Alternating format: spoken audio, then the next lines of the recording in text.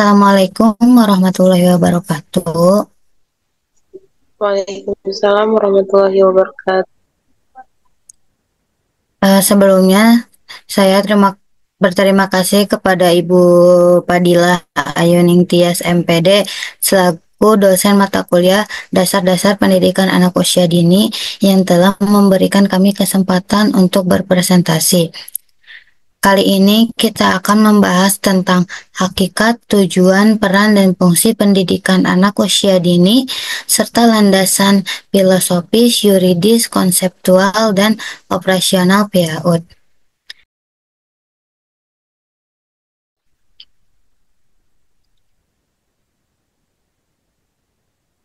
Di sini saya ditemani dengan dua rekan saya. Yang pertama, saya sendiri, Abda Sapara Agustina. Saya Gladisa Zahra Haq sebagai pemateri kedua. Saya Uswati Hassanah Dekelin jadi pemateri yang ketiga. Lanjut untuk pemateri yang pertama, itu saya sendiri yang akan membahas tentang hakikat pendidikan anak usia dini. Hakikat pendidikan anak usia dini adalah suatu proses pembinaan untuk pendidikan anak usia dini dari anak sejak lahir hingga umur 6 tahun. Proses ini dilakukan untuk memberikan rangsangan pendidikan yang akan membantu pertumbuhan dan perkembangan serta rohani anak agar mereka memiliki kesiapan dalam memasuki beberapa prinsip. Yang pertama ada stimulasi dini yang holistik. Yang pertama ada stimulasi dini yang holistik. Yang pertama ada stimulasi dini yang holistik yang akan mengoptimalkan perkembangan kognitif, sosial emosional, bahasa, fisik motorik, seni, moral, dan spiritual anak. Yang kedua ada pendekatan sesuai perkembangan. Pendekatan sesuai perkembangan ini adalah suatu kegiatan pembelajaran yang disesuaikan dengan usia dan kebutuhan anak. Yang ketiga ada belajar melalui bermain. Untuk belajar melalui bermain ini adalah suatu pendekatan bermain yang menyenangkan untuk pembelajaran. Yang keempat ada keterlibatan orang tua. Keterlibatan orang tua itu sangat penting untuk pembinaan anak usia dini. Yang keempat ada keterlibatan orang tua. Orang tua sangat berperan penting dalam pendidikan anak usia dini, yang mana mereka adalah sebagai peran untuk menunjukkan suatu perilaku yang baik dan menjadikan mitra utama dalam pendidikan anak usia dini. Yang kelima ada inklusi dan keberagamaan. Untuk inklusi dan keberagamaan ini mengakomodasi perbedaan individual anak. Dan ada penggunaan teknologi, yang mana penggunaan teknologi ini kita memanfaatkan teknologi itu secara bijak untuk pembelajaran. Kayak misalkan kita menontonkan YouTube kepada anak untuk melihat bimbel online, kalau enggak kayak belajar huruf, angka, atau yang lainnya.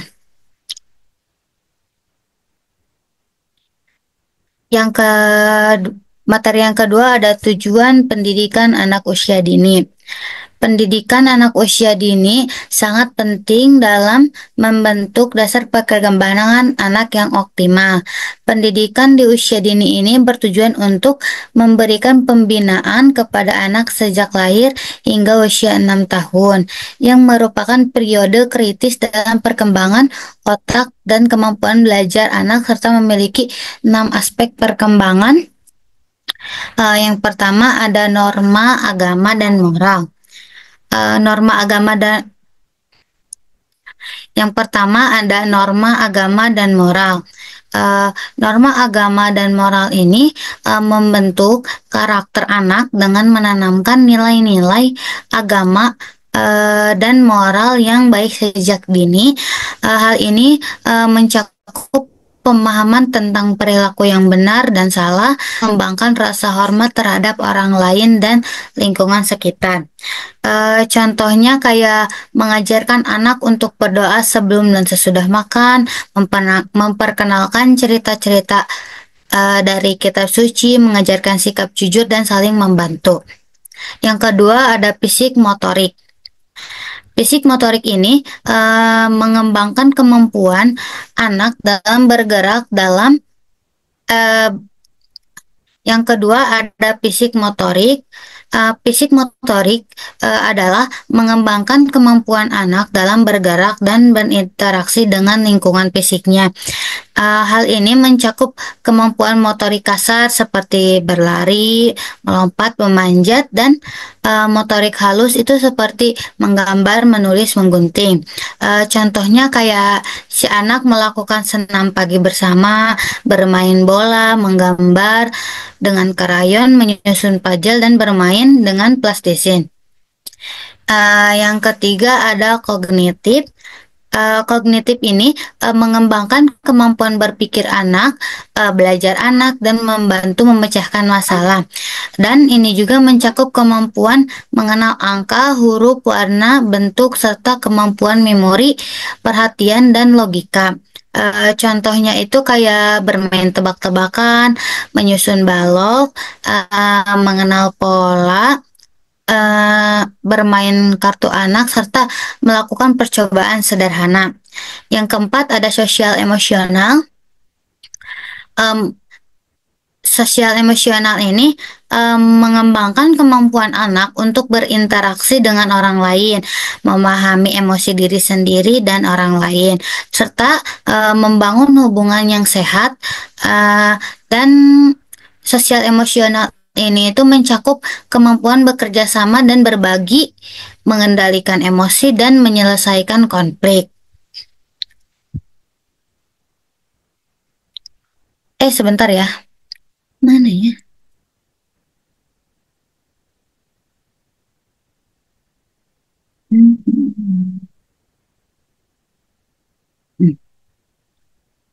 Yang kelima ada bahasa. Bahasa ini mengembangkan kemampuan anak baik lisan maupun tulisan. Hal ini juga mencakup kemampuan pendengaran, berbicara, membaca, dan menulis. Contohnya kayak membaca buku dan bercerita bersama, bernyanyi, bercerita tentang pengalaman pribadi, belajar menulis dan menulis huruf atau kata sederhana.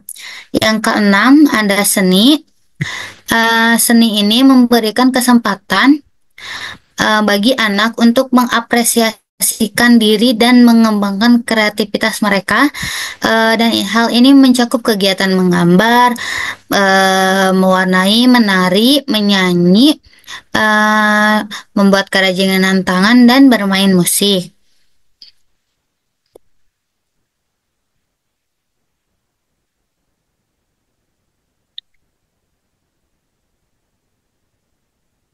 Yang selanjutnya ada peran dan fungsi pendidikan anak usia dini. Peran pendidikan anak usia dini ini memiliki strategis dalam mendukung perkembangan anak usia dini yang membentuk periode emas.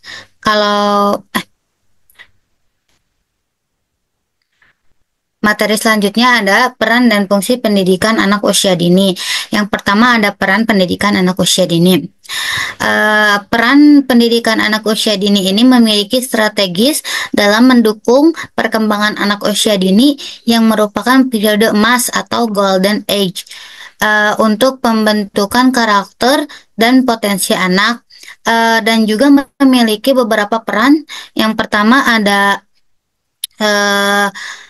perkembangan aspek kognitif, di mana pendidikan anak usia dini ini berperan dalam merangsang kemampuan berpikir kritis, memecahkan masalah, dan mengembangkan kemampuan berbahasa anak.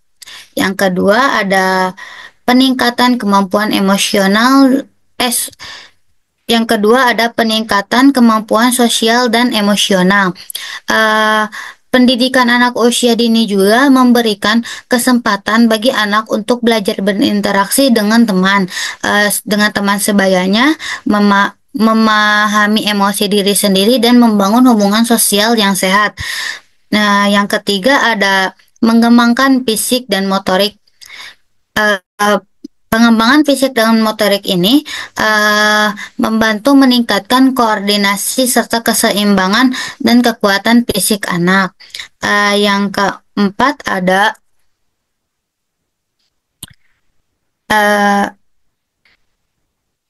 ada pembentukan karakter dan moral pendidikan anak usia dini.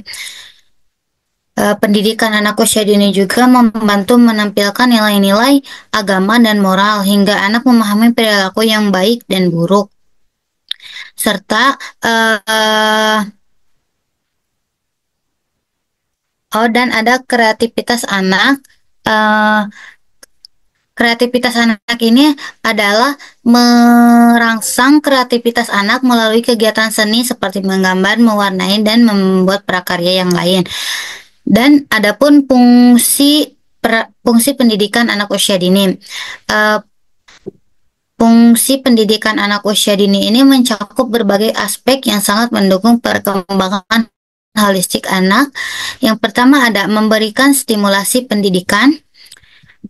Stimulasi pendidikan ini berfungsi memberikan rangsangan yang sesuai dengan tahap dan perkembangan anak untuk mengoptimalkan potensi mereka secara holistik, fisik, kognitif, sosial, emosional, bahasa, dan seni, dan mempersiapkan anak memasuki jenjang pendidikan formal dengan percaya diri dan membantu anak berinteraksi sosial dengan teman sebayanya. Lanjut ke materi yang selanjutnya, ada landasan filosofis yang akan dijelaskan oleh teman saya yaitu Gladisa. Untuk Gladisa dipersilahkan.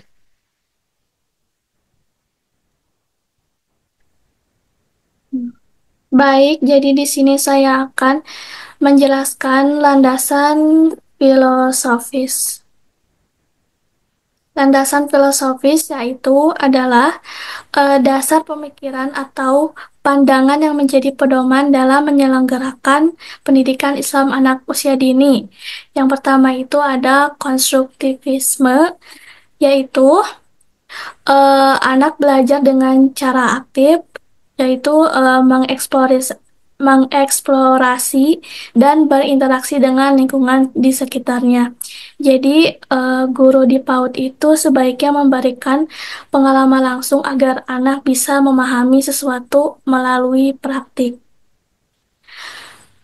Kemudian ada humanisme oleh Maslow Rogers, yaitu setiap anak memiliki potensi unik.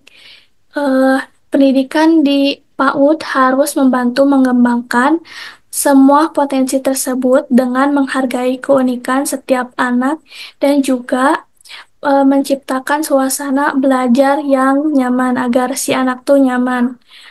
Kemudian ada progresivisme oleh John Dewey, yaitu pendidikan harus sesuai dengan kebutuhan dan minat anak.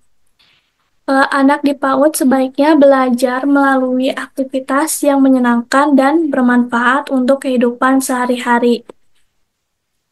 Kemudian ada multiple intelligence, yaitu mengakomodasi berbagai jenis kecerdasan anak. Kemudian ada filosofi Ki Hajar Dewantara, yaitu pendidikan yang harus memerdekakan dan menghormati kodrat alam. Jadi guru di PAUD itu harus menjadi teladan dan membimbing di tengah dan mendukung dari belakang agar anak bisa tumbuh mandiri. Slide selanjutnya. Nah, kemudian ada landasan yuridis. Yang pertama itu ada Undang-Undang Nomor 20 tahun Undang-Undang Nomor 20 tahun 2003 tentang Sistem Pendidikan Nasional, yaitu undang-undang ini menyatakan bahwa PAUD itu adalah bagian dari sistem pendidikan di Indonesia dan semua anak berhak mendapat pendidikan yang layak sejak usia dini. Kemudian ada Peraturan Presiden Nomor 60 tahun 2013 tentang pengembangan anak usia dini holistik integratif. Kemudian yang terakhir ada Peraturan Menteri Pendidikan dan Kebudayaan Nomor 146 Tahun 2014 tentang Kurikulum 2013 PAUD. Jadi intinya, landasan filosofis itu membahas bagaimana pendidikan PAUD dijalankan berdasarkan pandangan ahli, sementara di landasan yuridis itu menjelaskan tentang aturan hukum yang mengatur dan melindungi anak dalam PAUD dalam pendidikan Islam anak usia dini. Selanjutnya, materi akan disampaikan oleh Uswatun.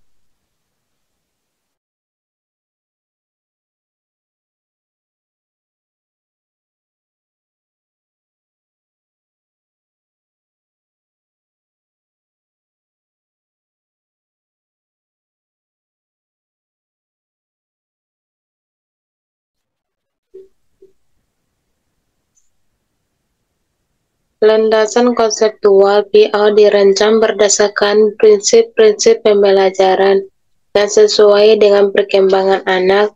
Kurikulum berbasis karakteristik peserta didik menjadi paduan utama dalam pelaksanaan kegiatan belajar mengajar.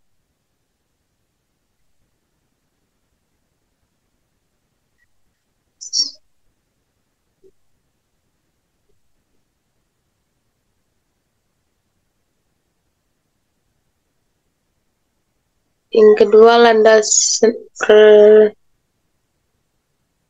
landasan operasional. Operasionalisasi PAUD melibatkan ada 3. Yang pertama, pengajuan izin operasional lembaga PAUD. Yang kedua, penyusunan kurikulum operasional berdasarkan karakteristik peserta didik. Yang ketiga, pengolahan dana bantuan operasional penyelenggaraan untuk mendukung biaya operasional non-personalia.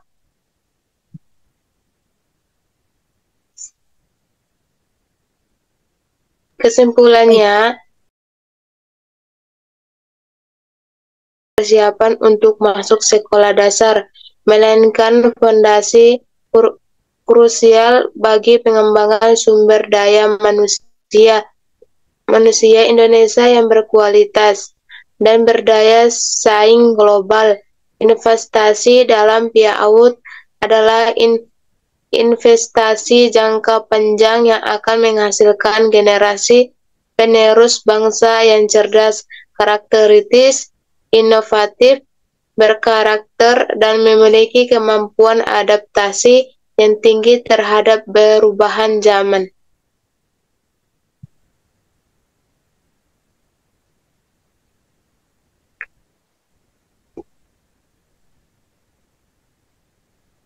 Jadi, pendidikan anak usia dini itu berperan tidak hanya sebagai persiapan untuk memasuki pendidikan formal, tetapi juga sebagai sarana untuk membentuk karakter anak yang berakhlak mulia, kreatif, dan siap menghadapi tantangan.